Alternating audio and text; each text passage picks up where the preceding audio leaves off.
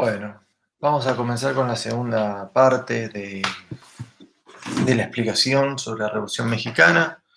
Entonces, hasta ahora estuvimos viendo cómo a lo largo del Porfiriato se consolidó el Estado mexicano, se consolidó una clase dominante a nivel nacional, se centralizó el poder y se desplegó una transición al capitalismo que implicó, en buena medida, un desarrollo económico que aumentó la desigualdad social eh, y permitió la concentración de la tierra. De ahí veíamos que el conflicto estructural, en definitiva, que está en el trasfondo de la Revolución Mexicana es el problema de la tierra. Sin embargo, como advertíamos, el inicio de la revolución no comenzó con una rebelión agraria o rural, sino que en una coyuntura muy crítica de finales de la década de 1900, atravesada por la crisis económica, producto de la crisis de los Estados Unidos, y a su vez de una sequía muy, muy importante. En ese contexto es que, no es que surge, porque el grupo ya venía de antes, pero sí se vigoriza por ahí un sector, digamos, de la población mexicana que está dispuesto a discutir la hegemonía porfirista. Y esa discusión principalmente está dada por el liderazgo de Madero, con reclamos que apuntan más que nada a democratizar el régimen, eh, transformar la palabra de la Constitución no en letra muerta, sino por el contrario en realización concreta, principalmente la idea de la soberanía popular, eh, es decir, que el gobierno es elegido por el pueblo y no como estaba sucediendo mediante la repetición de las elecciones fraudulentas a favor de Porfirio Díaz. Y esta democratización del régimen también está mezclada con algunas reivindicaciones sociales, principalmente el establecimiento de un sistema educativo, de una legislación laboral, con lo cual tiene una enorme base social de apoyo. Justamente es interesante hacer la comparación de esto para advertir la singularidad del proceso mexicano con la situación argentina. Si ustedes lo comparan, se van a dar cuenta que en los dos casos tenemos, producto de la centralización del poder y de la consolidación de una clase dominante nacional que limita la participación política, tenemos la misma reivindicación, ¿no? La reivindicación que principalmente lideraron el radicalismo y en menor medida el socialismo, ¿no? La idea de democratizar el sistema político, transformar a la república posible en la república verdadera, en los términos que lo plantea Alberdi. Ahora, fíjense qué interesante, dos grandes diferencias con el proceso mexicano. En el caso argentino, la reforma, que en definitiva se va a implementar con la ley Sáenz Peña, es realizada por el propio gobierno, por algo lleva el nombre del presidente, ¿no? Es decir, es la misma clase política y en definitiva la clase dominante, la oligarquía argentina, que decide reformar las formas de acceso al poder con la ley de sufragio universal, obligatorio y secreto, y el sistema de los 2/3, el ganador se lleva los 2/3 de los cargos y el perdedor 1/3, es decir, la idea de incorporar una minoría para legitimar el régimen. Justamente esto no lo tenemos en México. Porfirio se niega a democratizar el régimen político. Ahí tenemos una enorme diferencia. Y por algo la vía de la reforma, en definitiva, es la salida que tiene la oligarquía en el caso argentino, a pesar de perder el poder en términos del poder gubernamental, nunca es puesto en duda su rol de clase directora de la sociedad. Y la otra gran diferencia es la estructura social.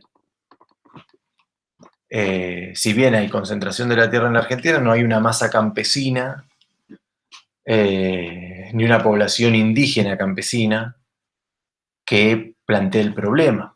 Entonces, justamente lo que hace Madero cuando convoca el Plan de San Luis de Potosí es abrir la caja de Pandora, porque habilita a una discusión que era interelitista, y si se quiere con la participación de sectores medios o sectores urbanos organizados, la incorporación a la rebelión, a la insurrección contra el poder presidencial de las masas rurales mexicanas. Bien, entonces, justamente, dado que, por todo lo que explicamos, conflictos estructurales de largo plazo, por lo cual se van a volcar a la insurrección, la gran pregunta que se hace John Tutino, y obviamente es una pregunta que no se la hizo él solamente, pero él es la bibliografía que vamos a trabajar ahora. La gran pregunta es entonces, ¿cómo se explica la participación y la violencia campesina? ¿Sí? ¿Cómo se explica la participación de lo que él llama los sujetos rurales en la revolución? Y de ahí derivan algunas otras preguntas que son muy relevantes para entender la Revolución Mexicana, como para pensar toda la historia latinoamericana, o por lo menos los siglos XIX y XX, y van a encontrar vinculaciones en estas preguntas con otros textos que ya vimos, que justamente trabajaron la cuestión campesina e indígena. ¿Sí? ¿Por qué? Porque la otra pregunta que se hace Tutino es, bueno, ¿con qué ideas se plegaron a la insurrección que convocó Madero? O sea, ¿con qué cultura? ¿Con qué expectativas políticas? ¿Con qué horizontes políticos? Es decir, ¿cuál fue su revolución? Bien. Ahí sí es interesante plantear la cuestión, porque muchas veces el campesinado, como lo estuvimos viendo en el debate de Bonilla-Malo, había sido atacado por no formar un partido político.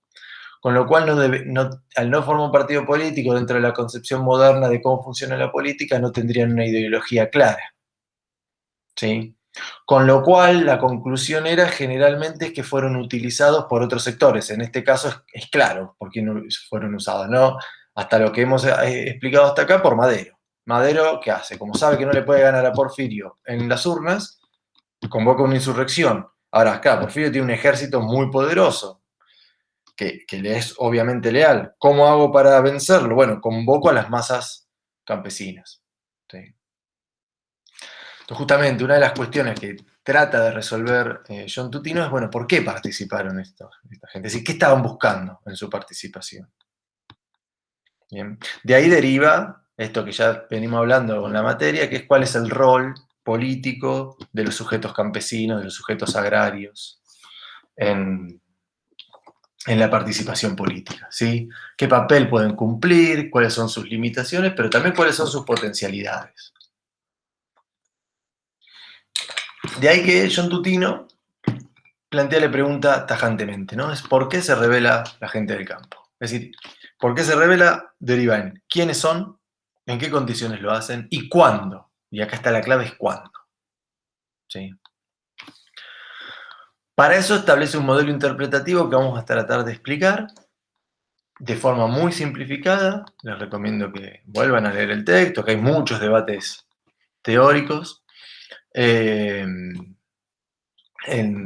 a los cuales obviamente Wolf en algunos se apoya, principalmente, para nombrar algunos, en la obra de Thompson y en la obra de Eric Wolf. A Eric Wolf ya lo vamos a ver cuando veamos la Revolución Cubana, pero justamente es la elaboración de esta tipología que vamos a tratar de explicar en primer momento sobre sujetos agrarios. Es una reelaboración de una forma más compleja de lo que había pensado Wolf.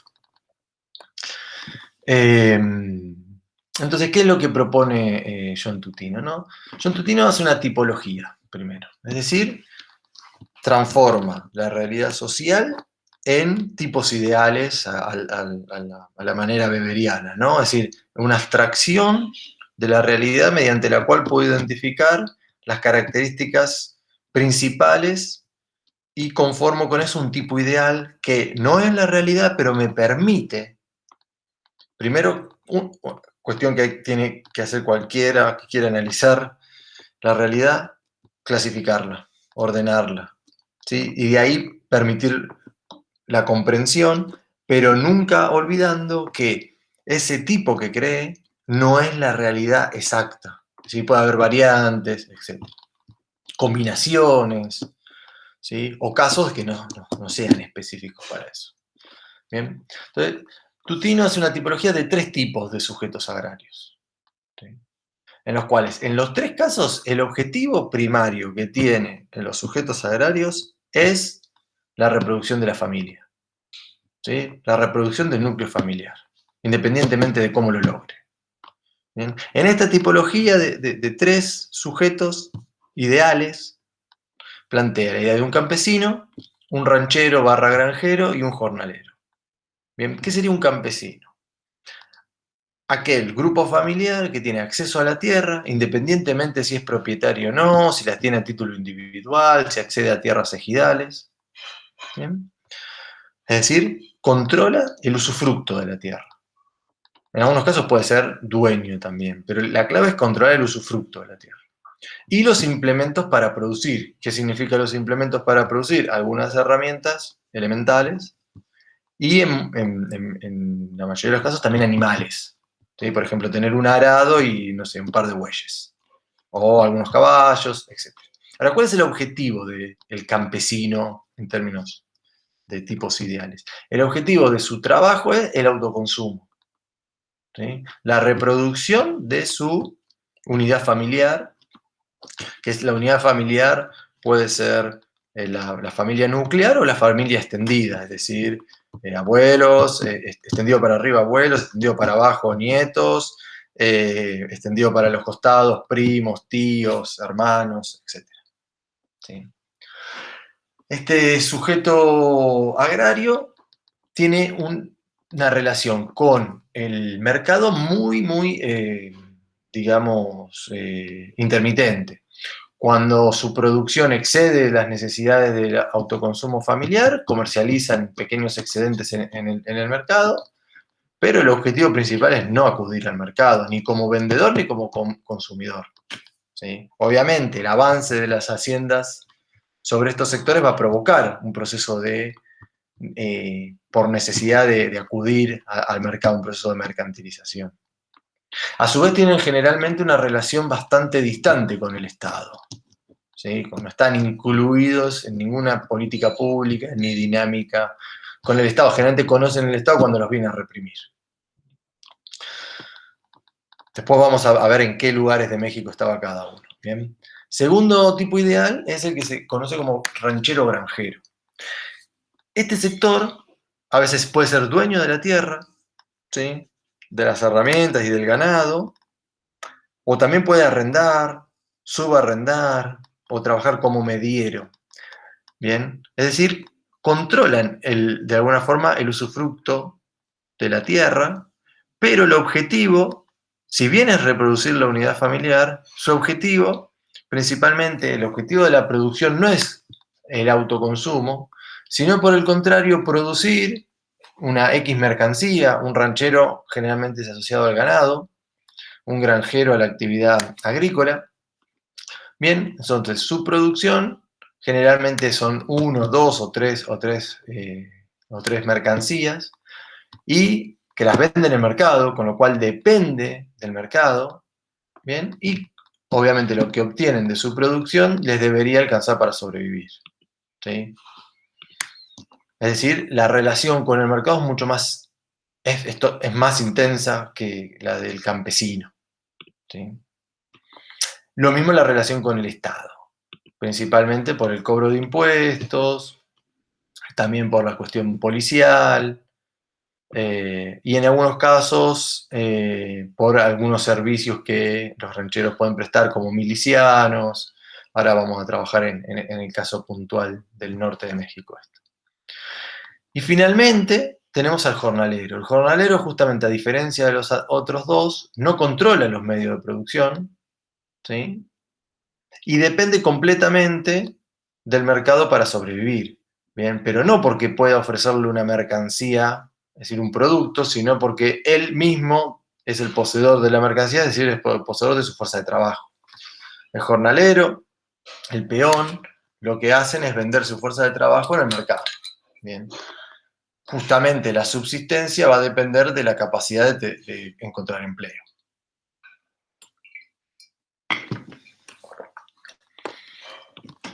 La crisis que está viviendo México por la crisis de los Estados Unidos y la sequía afecta directamente a los tres. Esto porque encuentran cada vez menos trabajo.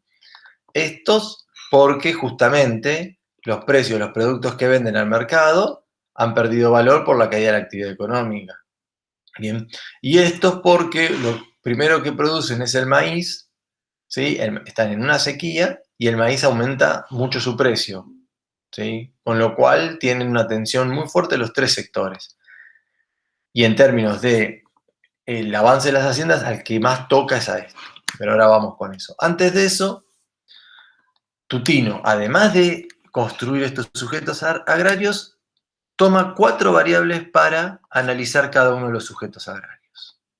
¿Sí? Esas 4 variables son las condiciones materiales de vida, la autonomía, la seguridad y la movilidad. ¿Qué nos dice? ¿Qué son las condiciones materiales de vida? Justamente las necesidades en un X momento y en un X lugar, valoradas según la cultura de ese lugar, ¿sí?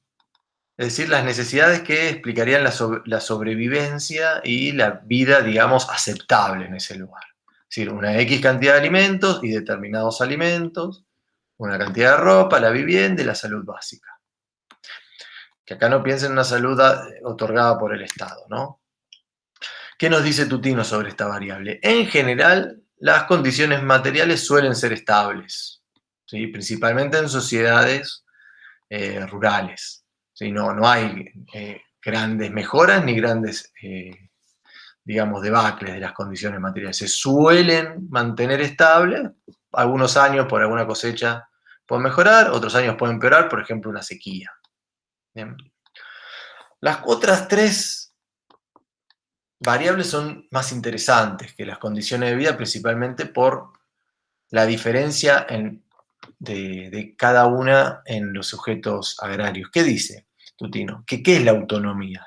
La autonomía es la capacidad, ¿no?, de conseguir de forma autónoma, de forma independiente, sin depender de otros, de la subsistencia, es decir, lograr las condiciones materiales de vida por el propio trabajo. Si volvemos a la tipología, incluiríamos que el jornalero tiene nula autonomía, depende del mercado.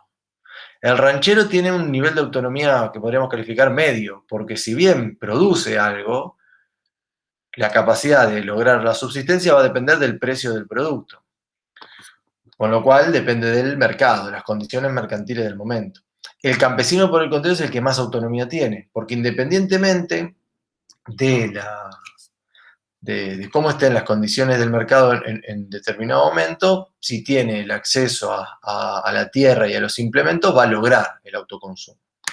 ¿Qué dice Tutino? Generalmente la autonomía es una de las variables más valoradas por los sujetos agrarios, por todos. Y a todos les encantaría ser autónomos, en ese sentido. Obvio. La tercera variable es la seguridad. ¿Qué es la seguridad? La capacidad de obtener las condiciones materiales de vida de manera relativamente tranquila, estable, digamos, previsible en el tiempo.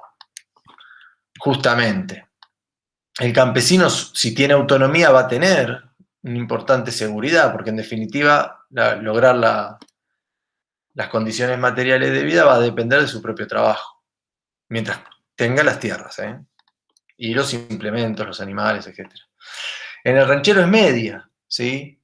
Bien, porque su seguridad otra vez va a estar dependiendo del mercado. En el jornalero, si bien el nivel de seguridad es muy bajo, ojo, si es un jornalero que termina trabajando para una hacienda de forma permanente, aunque esté encasillado en la hacienda, como les contaba antes, el 15% que vivía en las haciendas, si bien el nivel de vida, diríamos hoy, las condiciones materiales son muy cercanas a la pobreza, o directamente en la pobreza, tiene asegurada la subsistencia. ¿Sí? Aunque el jornalero que está buscando trabajo y se está empleando y se mueve tanto en el territorio como en las actividades en las cuales vende su fuerza de trabajo, ese sí está en condiciones de seguridad mucho más débiles. Y la última variable que analiza es la movilidad. Es decir, la capacidad tanto de elegir el trabajo, es decir, la forma en que obtengo mis condiciones materiales de vida, como la movilidad en el espacio. En ese sentido, perdón, el campesino no tiene movilidad, justamente se va a quedar con su tierra y en el lugar hasta que no tenga más tierra. El ranchero y el granjero tienen limitada movilidad, porque si sos arrendatario, bueno, puedo ir a arrendar otra tierra, pero tampoco la movilidad es grande. El jornalero, por el contrario, salvo los peones encasillados, tiene una enorme movilidad. Puede acudir a trabajar a distintas haciendas, a distintos lugares o directamente a la ciudad. Entonces, vamos a tratar ahora de llevar a la realidad este análisis, pero antes tengamos algunas cuentas, algunas cuestiones que nos aclara Tutino muy bien. Dice que el nivel de vida, las condiciones de vida, no depende directamente de esto. No quiere decir que si yo tengo autonomía, porque a priori parecería ser que la situación del campesino es mejor que la del ranchero y la del ranchero mejor que el jornalero. Esto puede ser en algunas regiones, en otras no, en algún tiempo o en algún otro no. ¿Sí? Como bien les pongo acá, se puede tener autonomía en la pobreza o en la riqueza. ¿Sí? Como tratamos de mostrar, es imposible tener altos niveles de las tres variables. Si yo gano en autonomía, pierdo movilidad. Si yo gano en seguridad, pierdo en autonomía. Por ejemplo, si me transformo en un dependiente de una hacienda. ¿Sí? En general nos dice Tutino que los sujetos agrarios privilegian la autonomía. Si no logran la autonomía, intentan la seguridad. Y si no logran la seguridad, buscan compensar la pérdida de seguridad y de autonomía mediante la movilidad. ¿Bien? Entonces, y acá es cuando el planteo se vuelve más interesante y con capacidades de aplicar. Yo acá les cito una parte del texto que me parece bien reveladora, está en la página 32, si la quieren buscar, y justamente, ¿qué nos dice Tutino? ¿Por qué se revela la gente del campo? Uno a priori tendería a pensar que la pérdida de las condiciones materiales, y por todo lo que estuvimos explicando, sería la clave, ¿no?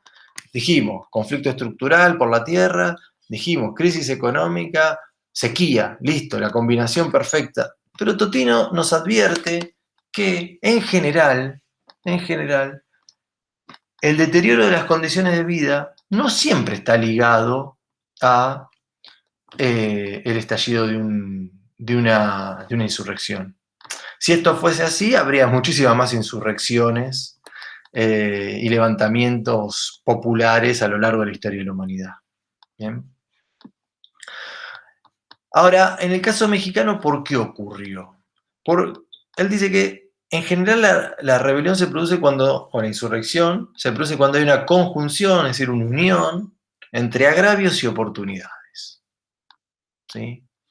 Primero, los agravios ya los tienen bien claro por lo que explicábamos, ese conflicto estructural de que estuvimos hablando. Ahora, ese agravio, dice Tutino, tiene que ser percibido como que es culpa de alguien, de un rostro humano. Puede ser las élites, el Estado, un hacendado en particular, los grupos de hacendados, un comerciante, no sé, los curas, lo que fuere. La presión estatal por no sé, el ejército, el recaudador de impuestos. Justamente, el hacedor de la pérdida en las condiciones materiales, es decir, el deterioro de las condiciones de vida, tiene que tener un rostro humano. Es decir, no puede ser, dice Tutino, generalmente las insurrecciones no se producen por una calamidad natural, ¿sí? Sino que se producen cuando los sujetos agrarios no solo ven disminuida su capacidad material, sino que esa capacidad, perdón, esa pérdida de capacidad de lograr la subsistencia es entendida como la resultante de una injusticia humana, ¿sí? Es decir, como que otros me están ubicando en esta condición.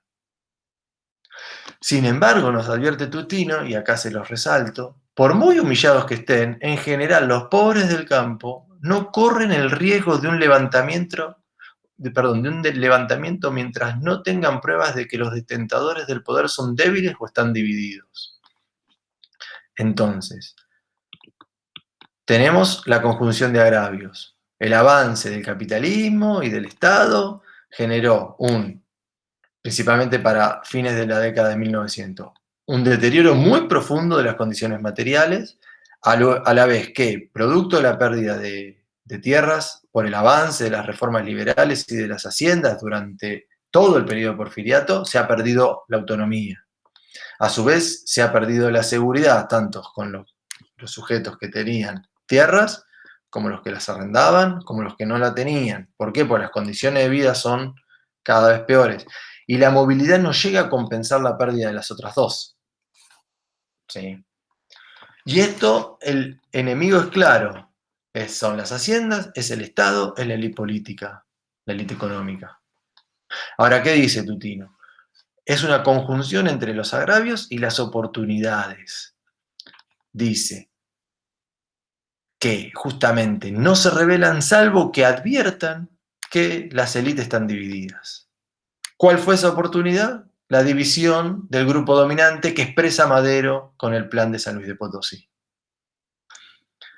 Y acá, piensen en el modelo para analizar cualquier momento de social en cualquier sociedad, ¿no? Esto puede ser llevado de los sujetos agrarios a los sujetos urbanos. Obviamente lo que no tendríamos es la autonomía, pero la combinación entre seguridad y movilidad podría hacer análisis muy interesantes, mismo sobre la situación actual. ¿Y qué nos dice? Que justamente la insurrección no ocurre cuanto peor es la condición, ¿sí? Cuanto peor materialmente están, sino cuanto más oportuno les parece a los sujetos agrarios. Justamente lo que hace Madero con el plan de San Luis de Potosí, es decir, una de las 10 familias más ricas de México, que ha fundado el partido antirreeleccionista, que ha levantado las banderas del sufragio efectivo y la no reelección, que previo a eso y durante su campaña electoral ha recorrido todo México, ¿sí? Entre ellos entrevistándose con futuros líderes de la Revolución Mexicana.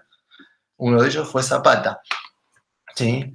Justamente, y apoyado por buena parte de esa burguesía nacida o consolidada durante el proceso de avance del capitalismo en México, pero que está pensando en un desarrollo capitalista distinto al que propone Porfirio Díaz, mediante una democratización de la sociedad. Justamente esa división que expresa Madero en el grupo dominante es la oportunidad para lanzarse a la insurrección. Ahora, justamente la llegada de las masas rurales a la revolución, al plan de San Luis de Potosí y su devenir durante la revolución, sus acciones, son las que van a transformar a lo que era un conflicto, que si volvemos a compararlo con la Argentina, típico de de la centralización estatal, la transición al capitalismo y la formación de clases dominantes, generalmente conservadoras en lo político, aunque muy progresistas en lo económico, atravesó toda América Latina. ¿Cuál es la diferencia? Que en México la estructura social es muy distinta a la de la Argentina.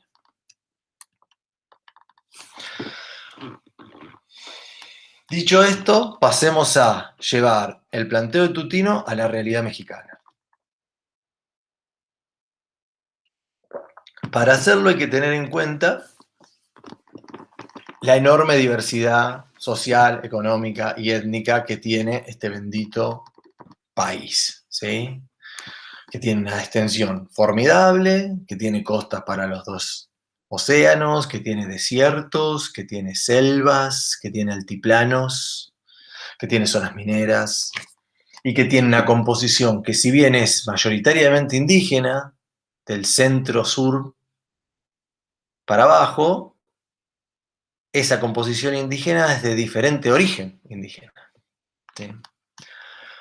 Entonces vamos a tratar de hacer una caracterización que, si bien es sencilla, vamos a tratar de incluir varias cuestiones para tratar de explicar por qué hay situaciones rurales que hay rebelión y otras que no hay rebelión. Justamente, volvamos a agravios y oportunidades y a esta idea de la injusticia humana. No se rebelan cuanto peor es la condición, sino cuanto más oportuno les parece y cuando consideran que pueden, que la rebelión es, diríamos hoy, una opción, es un negocio, en el sentido es una opción más en la cual el riesgo de la rebelión puede traer mayores beneficios que los costos de seguir como se está. Entonces, el primer lugar es el sur, ¿sí? Que son los estados, lo que hoy es la península de Yucatán, la zona turística por excelencia de México, que todavía no existe para esta época, esto viene mucho después, Quintana Roo, Yucatán, Campeche, Tabasco y Chiapas. ¿Sí? Esto es lo que vamos a llamar el sur. Esta es una zona donde la presencia de descendientes indígenas es muy importante, pero esos descendientes indígenas principalmente son la zona maya. Esta es la zona maya por excelencia. ¿Sí? Acá están todas las ruinas de los mayas, si algún día van a visitarlas. Y pasan por la playa y se van a conocer eso, si tienen la oportunidad algún día de hacerlo. Ahora, esta población maya vive una pobreza general importante, ¿bien? Y donde se ha conformado una estructura de propiedad dominada por las haciendas de Nequén. Esta es la zona enequera por excelencia, y son empresas que, si bien exportan al mercado mundial, incorporan, por ejemplo, maquinaria, su principal relación de trabajo es la mano de obra servil. ¿Sí? Indígenas que están en una situación de servidumbre. Por ejemplo, muchos de los yaquis que fueron conquistados en esta zona fueron trasladados para esta zona.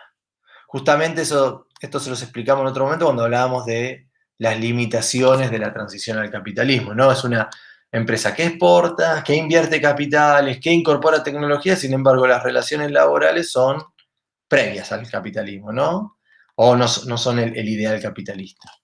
En esta región, la diferencia entre las haciendas mexicanas, ¿sí? Perdón, las haciendas enequeras y los hacendados, por cierto, y la población indígena es de una enorme desigualdad. ¿Sí? Con lo cual, el control social que ejercen es muy fuerte y no hay rebelión acá. Esta no es una zona que se rebela con el llamado Madero, no se pliega a la rebelión. ¿Bien? Es más, va a llegar muy tardíamente. La segunda zona también es una zona densamente poblada por la población indígena, que podríamos dividirla de lo que es el centro, la Ciudad de México y los estados del sur, ¿no? Veracruz, Puebla, Guerrero, Oaxaca, principalmente, y Morelos, ¿no? Si uno, acá no se ve en este mapa, pero acá hay una pequeña, no es pequeña, hay una cordillera, el tema que es pequeña en comparación con los Andes, pero viene a ser la continuación de esa cordillera, que después termina en las Rocallosas en el norte. De este lado tenemos los descendientes de principalmente de los olmecas, ¿no? De los que hacían esas cabezas gigantescas. Y de este lado tenemos a los zapotecas. Bien, la población zapoteca es bien del del oeste del sur de México, del centro sur de México, y los olmecas es los que dan al Atlántico, al este. Bien. Justamente, esta es la zona principalmente que existen las comunidades indígenas campesinas, con pueblos reconocidos, que tienen sus propios ayuntamientos y sus propias autoridades, que controlan un ejido. Ahora, esta zona ha vivido durante el Porfiriato un fuertísimo avance de las haciendas, porque esta es la zona principalmente productora de azúcar, cacao, café, tabaco. ¿Sí? Ahora, si bien los hacendados avanzaron, la capacidad de las comunidades indígenas de resistir fue mucho mayor. Es decir, el conflicto es un poquito más, no digo igualitario, pero con una correlación de fuerzas mucho más equilibrada que en el sur. Bueno, justamente son una zona donde se alzan y se plegan a la rebelión con el llamado de Madero, y de acá, justamente de Morelos, va a salir el zapatismo, y acá es uno de los proyectos políticos indígenas más interesantes que se conozcan. ¿Cuál va a ser la reivindicación principal de estos pueblos? La tierra ejidal, la tierra en forma de propiedad comunal para esos pueblos que habitaban el campo mexicano. Después tenemos la zona que va del centro al norte de México, ¿no? Esta zona, que es la zona principalmente de los mexicas, los aztecas, ¿no? Ojo, los aztecas dominaron toda esta región, pero digamos provenían del norte. Esta es la región que en el periodo colonial más se había occidentalizado, principalmente. A ver, se había occidentalizado ¿en qué sentido?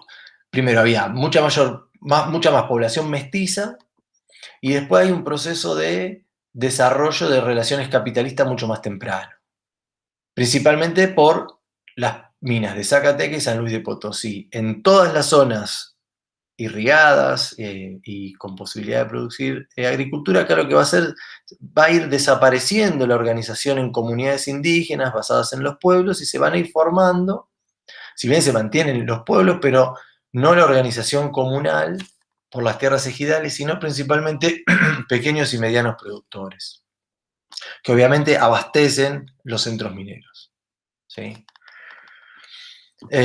Con lo cual, esta es una región mucho más mercantilizada, con relaciones más estrechas con las construcciones estatales, y el conflicto acá es entre haciendas y aparceros, arrendatarios, pequeños propietarios. Esta zona no se pliega rápidamente a la rebelión, perdón, no se rebela, pero se pliega rápidamente a la rebelión una vez iniciada.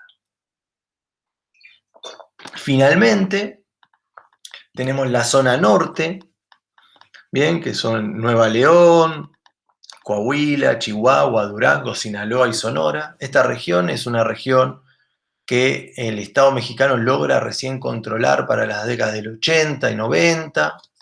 Es una región donde se desplaza la población indígena existente, como dijimos, se los traslada hacia el sur, y se establecen colonias militares para lograr ese avance, donde el Estado le brinda armas y tierras a los colonos a cambio de la defensa de la frontera y del avance. Ahora, una vez que se logró el dominio de la región, mediante el establecimiento de distintos ferrocarriles, se va provocando un proceso de expropiación de esas pequeñas comunidades que se habían formado de colonos militares, y tenemos un avance muy fuerte de la hacienda.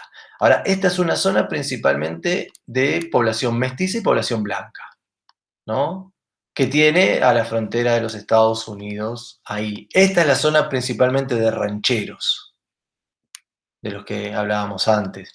Y esta es la zona principalmente de campesinos comunales, esta es la zona de campesinos mercantilizados, y esta es la zona principalmente de peones. Ojo, no quiere decir que acá no hay peones, que acá no hay rancheros, que acá no hay... acá sí no hay propiedad comunal en general, pero digo, y acá sí hay muchos peones. Bien. Ahora, el conflicto principal en la zona norte es el conflicto entre haciendas barra fábricas, porque justamente en la zona de Monterrey se genera un polo industrial muy importante que atrae mucha mano de obra, ¿sí? Y colonos rancheros, trabajadores urbanos. Esta zona se suma rápidamente a la rebelión. De acá va a surgir el villismo, ¿sí? No lo vamos a poder ver en clase para no hacerlo tan largo, pero tanto el texto de Katz les analiza en profundidad el villismo, y el texto de Worman el surgimiento del zapatismo.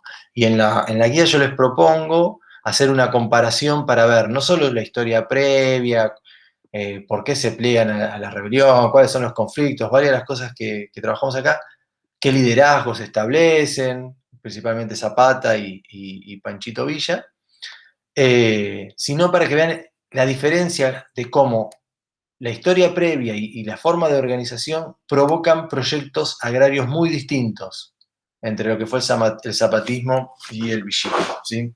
Estaría bueno que puedan avanzar en ese cuadro que les propongo y si quieren para la clase de consulta lo podemos profundizar.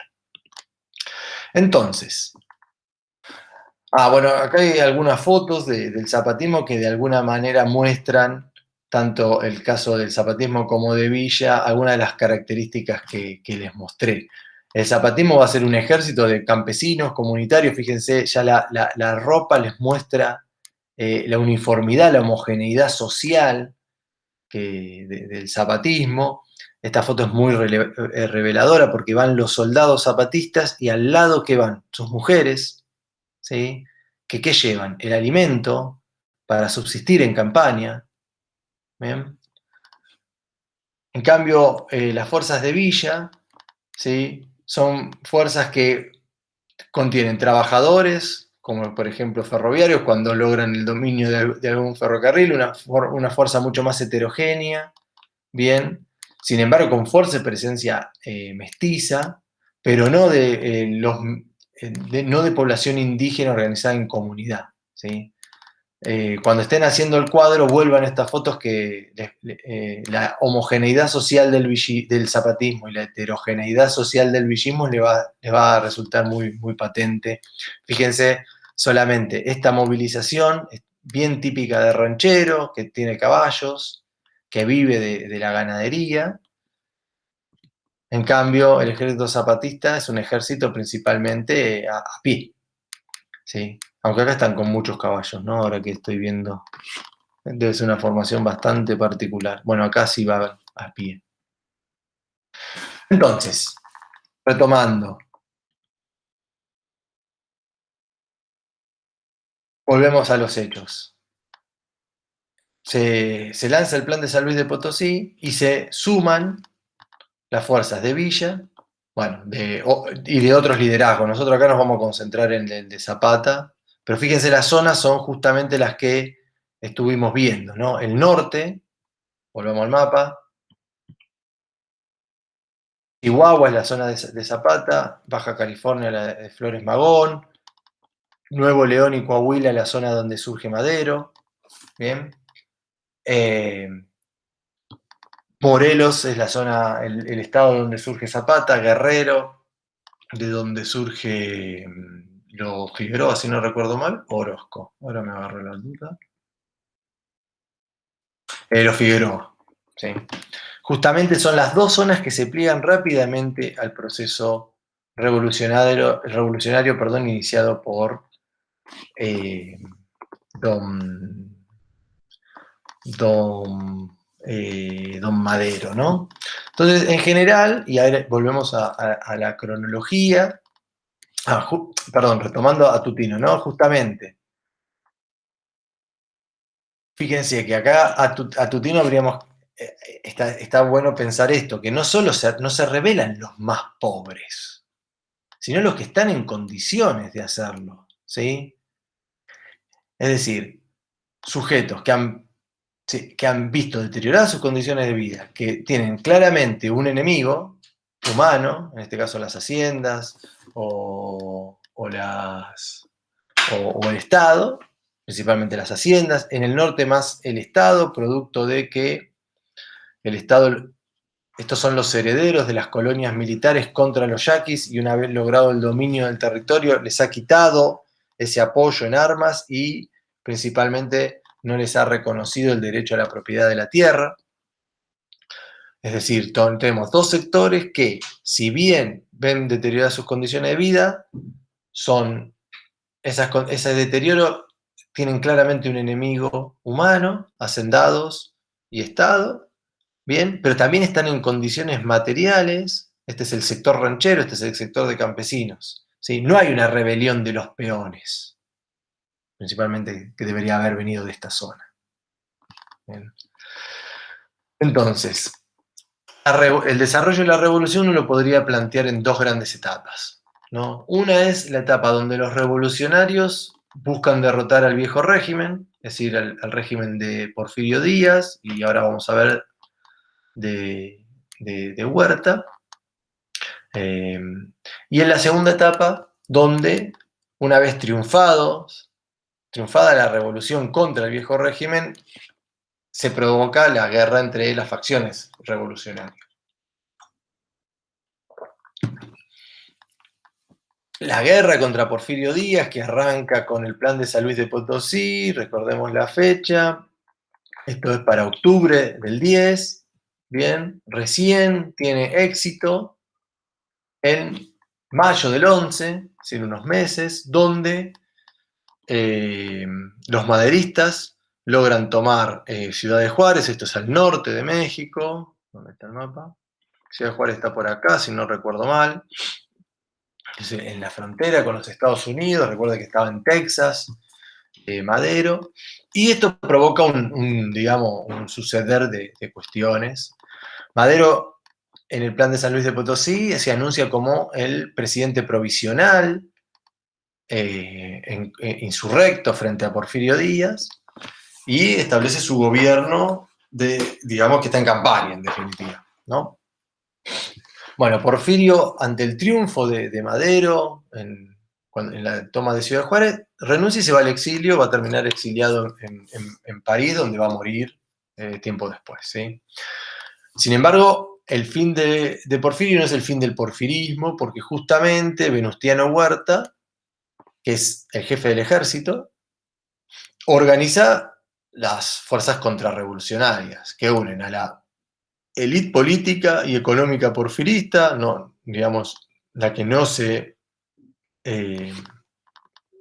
como es, la que no se alía a Madero, el ejército casi en su totalidad, la iglesia, que fue otra de las grandes triunfadoras durante el gobierno de Porfirio Díaz, y principalmente los sectores exportadores, digamos, vinculados más a la inversión extranjera de capital. En el medio se hacen elecciones donde triunfa Madero, y acá sí es interesante ver algunas fotos porque nos van a mostrar el carácter popular del maderismo, ¿sí? Y tremendamente, y esto de que hablamos al inicio de la primera clase, o de la primera parte de la clase, de la Revolución Mexicana como la mayor movilización rural, urbana de la historia de Occidente, por lo menos del siglo XX, ¿no? Fíjense, acá tienen las tropas, ¿no? Si no recuerdo mal, este o este, me parece que este es Madero, ¿sí? Pero miren las caritas de los muchachos, ¿sí?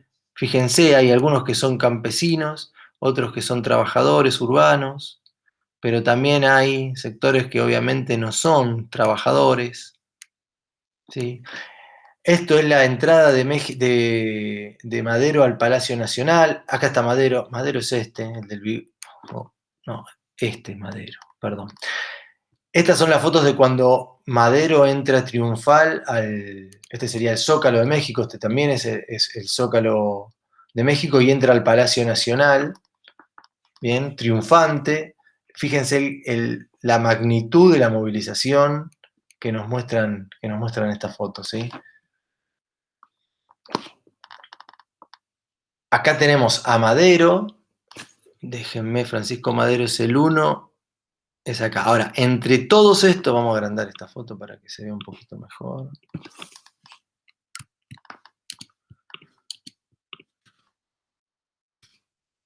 Fíjense, esto es en 1911, en Ciudad de Juárez, ¿no? Y recuerden algunos de los nombres que voy a tratar de rápidamente ubicar. Carranza, el número 5. Este se va a transformar en el, digamos, gran triunfador de la Revolución Mexicana. ¿sí? Orozco, el otro general el otro caudillín que se levanta, ¿sí? Y acá... Pancho Villa, el número 18. ¿Dónde está Pancho Villa? Acá está. Sí, justamente, las fuerzas maderistas rápidamente convocan a todos los sectores, a distintos sectores de la sociedad mexicana. No hay duda de que Pancho Villa y Zapata convocan principalmente al sector popular, tanto rural, sino también hay sectores urbanos y obviamente clases medias, grandes comerciantes, grandes hacendados, que se plegan a Madero. Sobre el reparto de tierras, los niños soldados y las soldaderas, después voy a ver si tengo tiempo de charlar un ratito. ¿Sí? Ahora, Madero triunfa en las elecciones y diríamos que es el éxito de la revolución.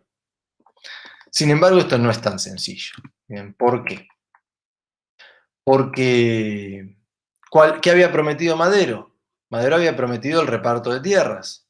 El zapatismo le da un tiempo, pero no tanto, fíjense las fechas, es decir, el 25 de noviembre el zapatismo se rebela contra Madero y lanza el plan de Ayala, ¿sí? Que es el plan zapatista. Arturo Worman lo analiza bastante bien, y si no, nos lo pueden pedir. Nosotros tenemos una colección de fuentes que otros años se las pasábamos, este año si ustedes las quieren, ahí hay varias, está el plan de Ayala, el plan de San Luis de Potosí, la ley agraria zapatista, la villista, bueno. Después háganme acordar y se los mandamos. ¿Sí? Justamente el no cumplimiento de las promesas que había dado Madero para la insurrección provoca que el zapatismo rompa con Madero, ¿bien? Y Madero directamente llama a la represión. ¿Sí? Lo mismo sucede en otras regiones, por ejemplo en Chihuahua, Orozco se levanta contra Madero. Bien. Y ahí Madero hace una elección política que en definitiva va a provocar su propia muerte. ¿Sí? ¿Por qué? Porque Madero, frente al desborde de las bases sociales, por no cumplir sus promesas en definitiva, ¿qué hace? Busca apoyo en Huerta, que es el jefe del ejército porfirista, Venustiano Huerta. Y ahí sí logra el apoyo de los sectores obreros dirigidos por Flores Magón, ¿sí?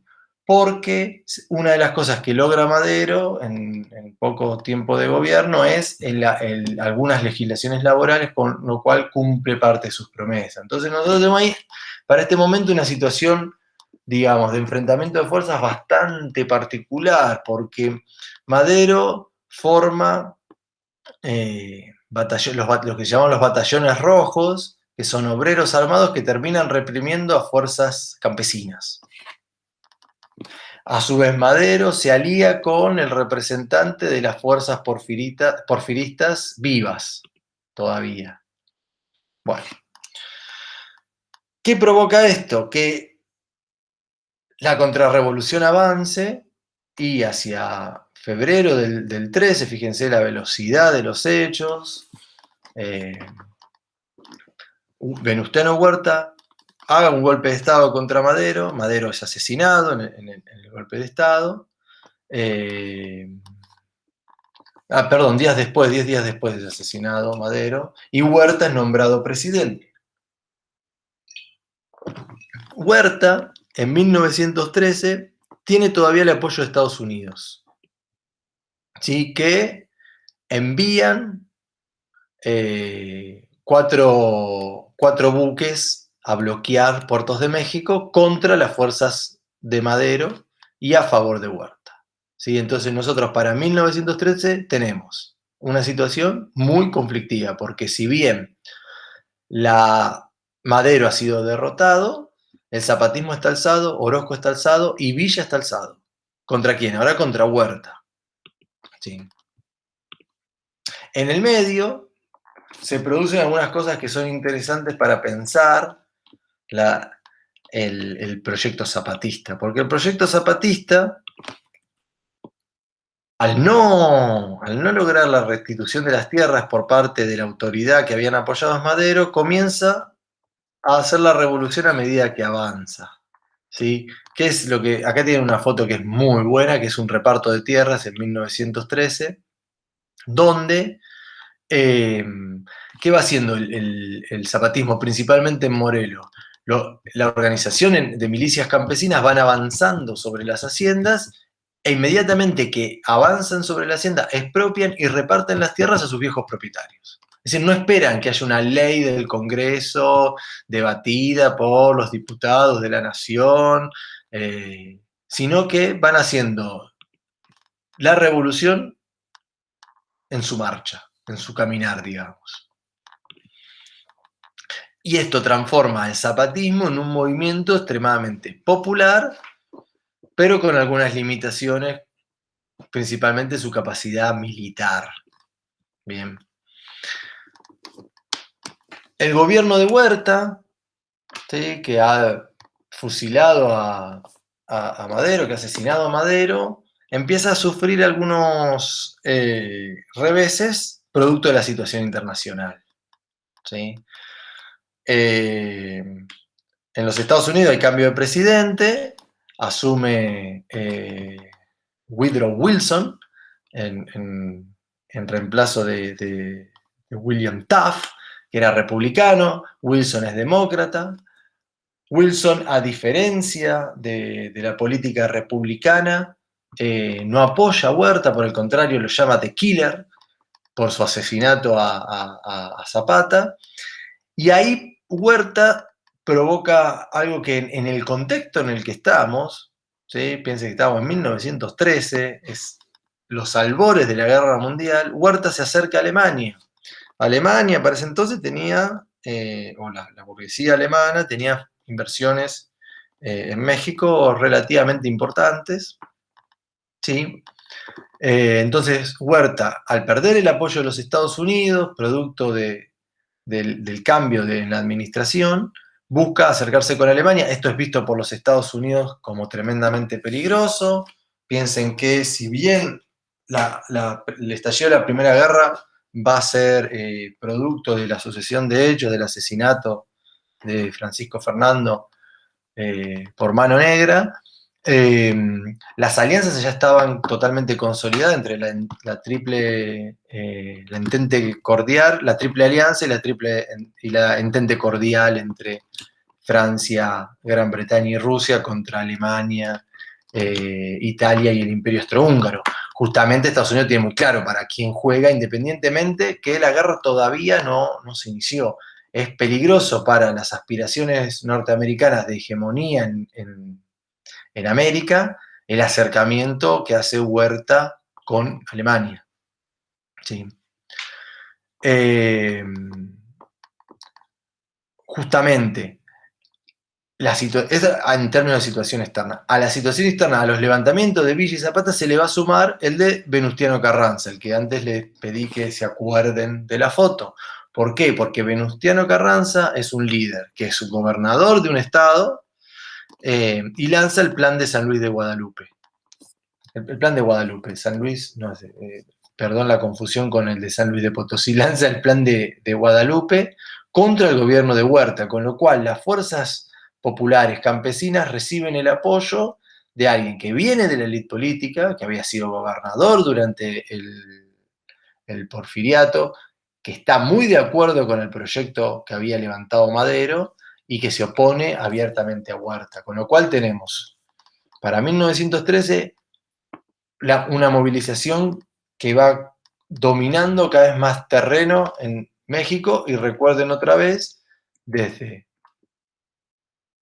las periferias hacia el centro de México. ¿Sí? Con lo cual el gobierno de Huerta, cada vez más aislado, termina siendo derrotado, en el norte principalmente por las tropas de Villa y de Carranza, en el sur por las tropas de Zapata, a su vez que la flota de Estados Unidos bloquea el puerto de Veracruz, pero a favor de estos sectores revolucionarios, lo contrario a lo que había pasado antes. ¿Sí?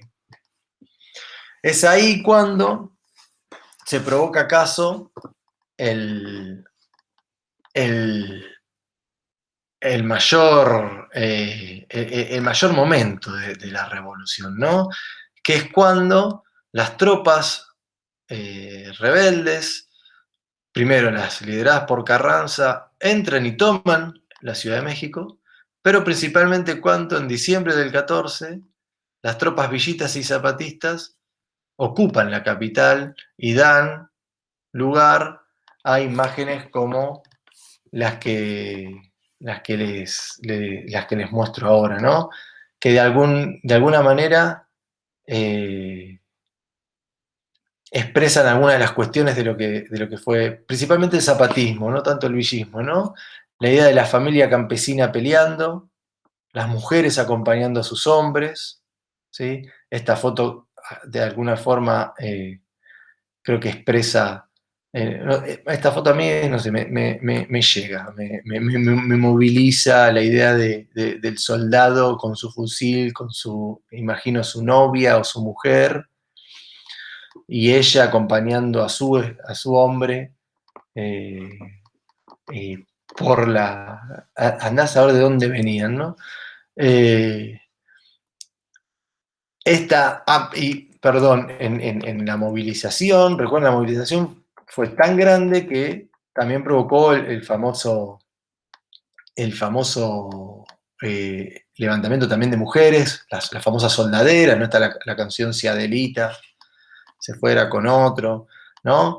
Eh, Justamente la idea de esa militarización que termina por atravesar la casi totalidad de la sociedad mexicana, incluso la presencia de niños, soldados. El niño de esta foto luego fue encontrado de grande y le hicieron una nota.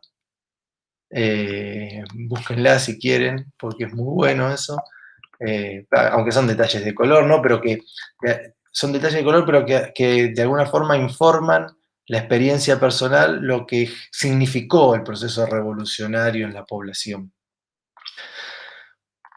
En esta foto se ven a los zapatistas entrando en Ciudad de México con la Virgen de Guadalupe, eh, que de alguna forma expresa la legitimidad que los movilizaba, una legitimidad de tipo tradicional, lo que por ahí dice Warman, de que esta es la historia de unos campesinos que para no cambiar hicieron una revolución, es decir, para vivir como se vivía antes, eh, y el liderazgo de la Virgen de Guadalupe, que bueno, como ustedes saben, es una, la primera advocación, la primera aparición de la Virgen en América, la Virgen mestiza, porque tiene tez morena, pero también muy asociada al culto indígena de Tenetzin, que era la diosa de la fertilidad, ¿no?